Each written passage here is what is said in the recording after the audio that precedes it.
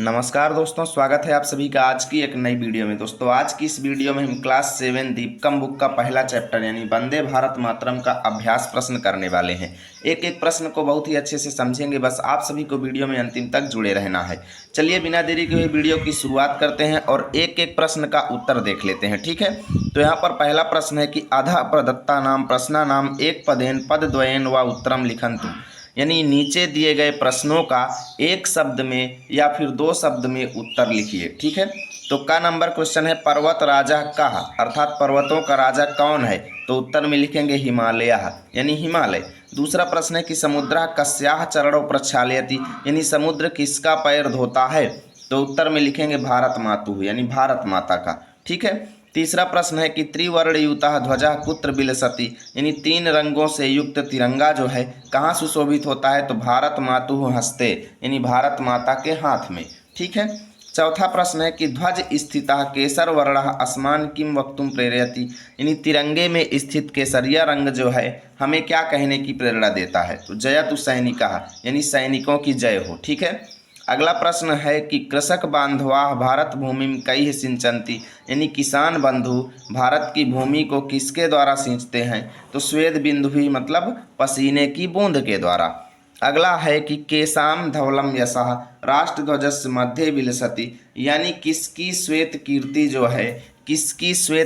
जो है राष्ट्रध्वज के मध्य में सुशोभित होती है, राष्ट्रध्वज के बीच में सुशोभित होती है, तो उत्तर लिखेंगे वैज्ञानिका नाम यानी वैज्ञानिकों की। ठीक है, अगला प्रश्न है कि सूर्यम कम बिना नित्यम संचरति, यानी सूर्य किसके बिना प्रतिदिन चलता है। ठीक है, सूर्य किसके बिना प्रतिदिन गति करता है, तो उत्तर आप लिखेंगे विरामम बिना यानी बिना रुके। ठीक है, अब यहाँ पर दूसरा प्रश्न है कि अधः प्रदत्ता नाम प्रश्ना नाम पूर्ण वाक्येन उत्तरम लिखन्तु, यानी कि नीचे दिए गए प्रश्नों के पूर्ण वाक्य में आपको उत्तर लिखने हैं। ठीक है, तो पहला प्रश्न है आप सभी के सामने कि पवित्राः नद्याः काः, यानी पवित्र नदियाँ कौन कौन सी हैं। ठीक है, पवित्राः नद्याः काः यानी पवित्र नदियाँ कौन कौन सी हैं, तो उत्तर में लिखेंगे गंगा यमुना सरस्वती सिंधु ब्रह्मपुत्र गंडकी महानदी नर्मदा गोदावरी कृष्णा कावेरी इत्यादि इत्यादयः पवित्राः नद्याः सन्ति। ठीक है, इत्यादयः पवित्राः नद्याः सन्ति। अगला प्रश्न है कि विविधेभ्यः प्रदेशेभ्यः जनाः किमर्थम आगच्छन्ति,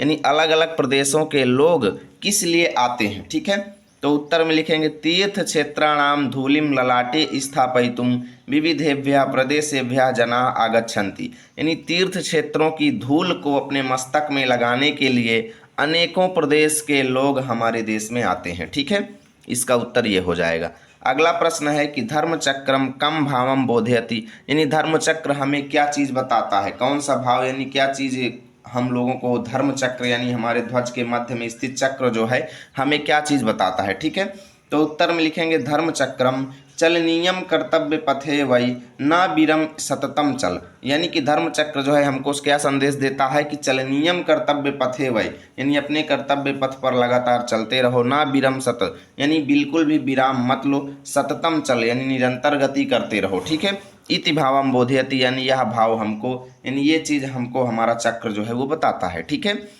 घ नंबर क्वेश्चन है कि कृषक बांधवा नाम परिश्रमेण भारत भूमि कथम संजाता, यानी कि किसान भाइयों के मेहनत से ये भारत भूमि किस प्रकार हो जाती है। ठीक है, तो उत्तर में लिखेंगे कृषक बांधवा नाम परिश्रमेण भारत भूमि हरित वर्णमयी समृद्धा सस्य श्यामला च संजाता, यानी किसानों के परिश्रम से ये भारत भूमि जो है हरे रंग से परिपूर्ण हो जाती है, समृद्ध हो जाती है और सस्य श्यामल हो जाती है। ठीक है, अगला देखते हैं, अगला क्वेश्चन देखते हैं दोस्तों। अंगा नंबर क्वेश्चन है आप सभी के सामने कि विज्ञानस्य केषु क्षेत्रेषु भारतीयैः यशः प्राप्तम, यानी कि विज्ञान के किस क्षेत्रों में या किन क्षेत्रों में भारतीय वैज्ञानिकों ने यश प्राप्त किया है, कीर्ति प्राप्त किया है, तो उत्तर लिखेंगे अणुशास्त्र यानी अणु विज्ञान में, संगणक शास्त्र मतलब कंप्यूटर विज्ञान में, चिकित्सा शास्त्र चिकित्सा के क्षेत्र में, अंतरिक्ष के क्षेत्र में, आयुध शास्त्र मतलब हथियारों के क्षेत्र में। ठीक है, इत्यादि क्षेत्रों में भारतीय वैज्ञानिकों ने यश प्राप्त किया है।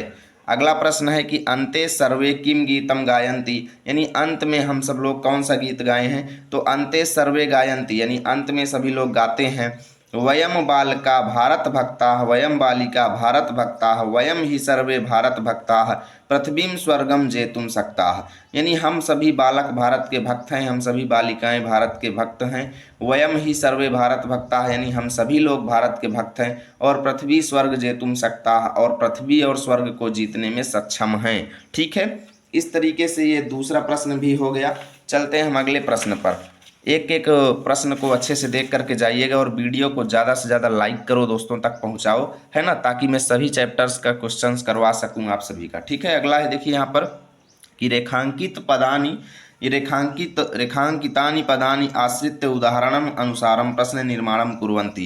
यानी इधर दिए गए हैं कुछ वाक्य और इसमें कुछ शब्दों के नीचे लाइन खींची गई है। तो ये बोला जा रहा है कि जिस शब्द के नीचे लाइन खींची गई है वहां पर आप एक प्रश्नवाचक शब्द का प्रयोग करके इन वाक्यों से प्रश्न बनाइए। ठीक है, तो यहाँ पर जैसे इसने बनाया है कि अस्माकम वत्सला भारत माता यानी हमारी प्रिय भारत माता, तो यहाँ पर प्रश्न बन गया केसाम वत्सला भारत माता यानी किसकी प्रिय भारत माता। ठीक है, अस्माकम की जगह इन्होंने केसाम लगा दिया। तो ऐसे ही आपको बहुत सारे वाक्य दिए गए हैं जिनसे हमें प्रश्न बनाने हैं। जैसे का नंबर वाक्य है कि समुद्रा भारत मातुः चरणों प्रक्षालयति यानी समुद्र भारत माता के चरणों को धोता है। तो समुद्रा कस्याः चरणों प्रक्षालयति यानी समुद्र किसके चरण धोता है। ठीक है, यहाँ पर क्वेश्चन मार्क आप लोग लगा देंगे।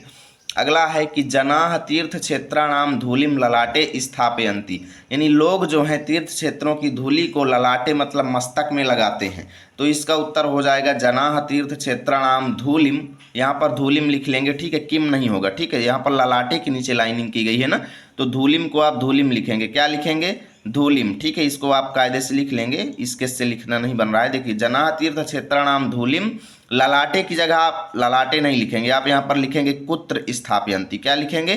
कुत्र स्थापयन्ति मतलब कहाँ पर स्थापित करते हैं। ठीक है, अगला है वीराः भारत मातुः सर्वदा सेवां कृतवन्तः।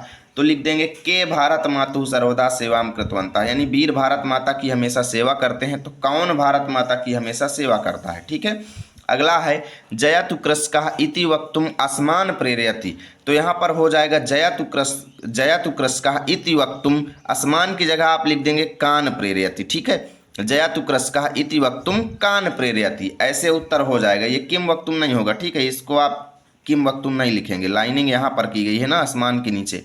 तो जयतु कृषकः आप उतार लेंगे, जयतु कृषकः इति वक्तुम, आसमान नहीं होगा, कान प्रेरयति। ठीक है, इसको आप सही कर लेना, ये एक यहाँ पर गलत हो गया, इसको आप सही कर लेना। मैं जैसे बता रहा हूँ आप ऐसे लिख लेना, जयतु कृषकः इति वक्तुम कान प्रेरयति, बस यही आपका उत्तर हो जाएगा।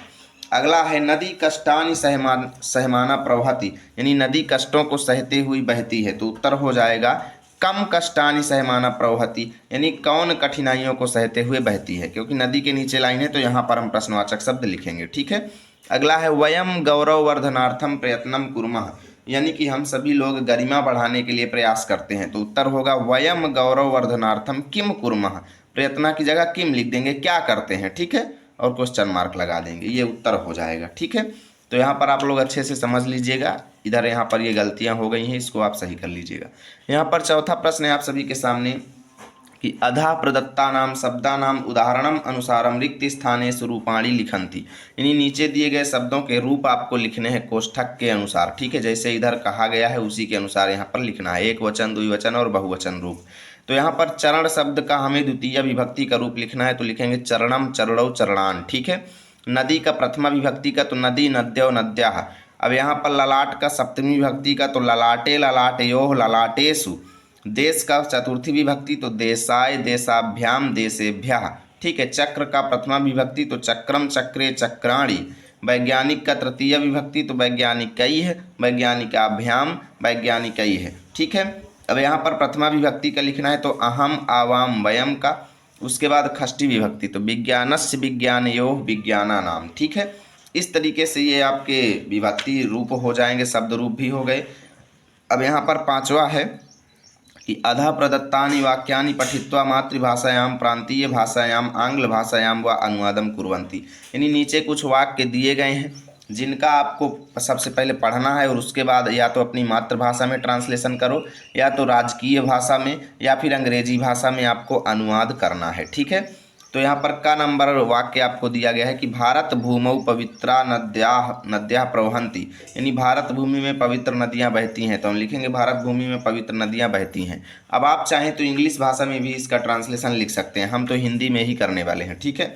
अगला है भारतस्य मस्तके हिमालय मुकुट रूपेण शोभते, तो भारत के मस्तक पर हिमालय मुकुट के रूप में शोभित है। आप देखिए यहाँ पर गा नंबर वाक्य है आप सभी के सामने कि भारत भूमौ श्रेष्ठा पर्वताः विराजन्ते, तो भारत की भूमि में श्रेष्ठ पर्वत सुशोभित हैं। अगला है राष्ट्रध्वजे से केसरः श्वेतः हरितः च वर्णाः सन्ति, यानी राष्ट्रध्वज में केसरिया सफ़ेद और हरे रंग यानी 3 रंग होते हैं। अगला है वयम भारते जन्म प्राप्तवन्तः, तो हमने भारत में ही जन्म प्राप्त किया है, ठीक है। छठवां प्रश्न है कि अधः प्रदत्तानां शब्दानां उदाहरणम अनुसारम विभक्तिम वचनम चा लिखन्तु, यानी शब्द दिए गए हैं, इन शब्दों की हमें विभक्ति और वचन बताना है कि ये किस विभक्ति और किस वचन का रूप है।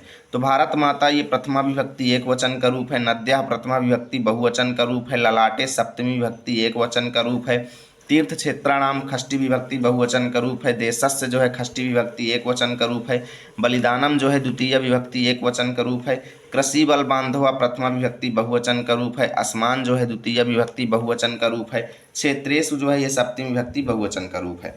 तो जो लोगों को शब्द रूप आता होगा उन लोगों के लिए आसान है, जिनको नहीं आता है आप लोग इसको याद भी कर सकते हैं, ठीक है।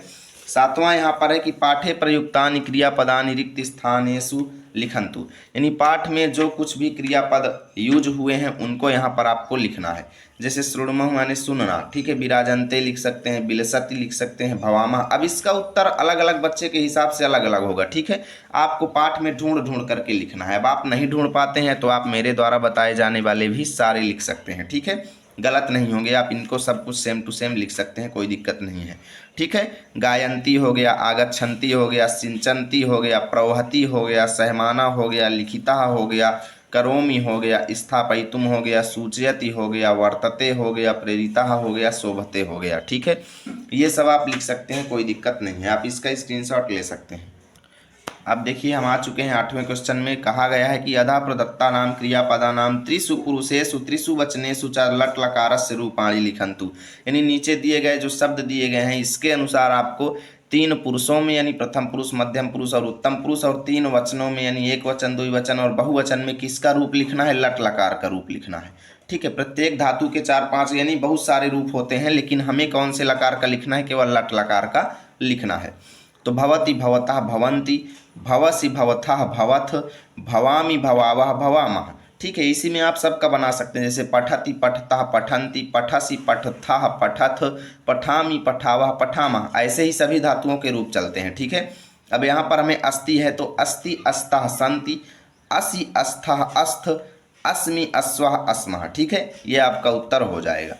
अब यहाँ पर देखिए इच्छामः का था तो इच्छा का लिखना था, तो इच्छति इच्छतः इच्छन्ति, इच्छसि इच्छतः इच्छथ, इच्छामि इच्छावः इच्छामः, ठीक है। अब लास्ट वाले में आपको आगच्छन्ति दिया था यानी गम धातु का लिखना था, तो लिखेंगे आगच्छति आगच्छतः आगच्छन्ति, आगच्छसि आगच्छथ आगच्छथ, आगच्छामि आगच्छावः आगच्छामः, ठीक है। आगच्छ माने आना, ठीक है, तो यहाँ पर गम का नहीं लिखना था, आना का लिखना था, ठीक है, आगच्छ का लिखना था। तो इस तरीके से हमने सारे क्वेश्चंस कर लिए हैं। उम्मीद करता हूँ आपको वीडियो अच्छी लगी होगी। प्लीज़ वीडियो को लाइक कीजिए, ज़्यादा से ज़्यादा दोस्तों के पास शेयर कीजिए। मिलेंगे आप सभी के साथ अगली वीडियो में, तब तक के लिए जय हिंद जय भारत।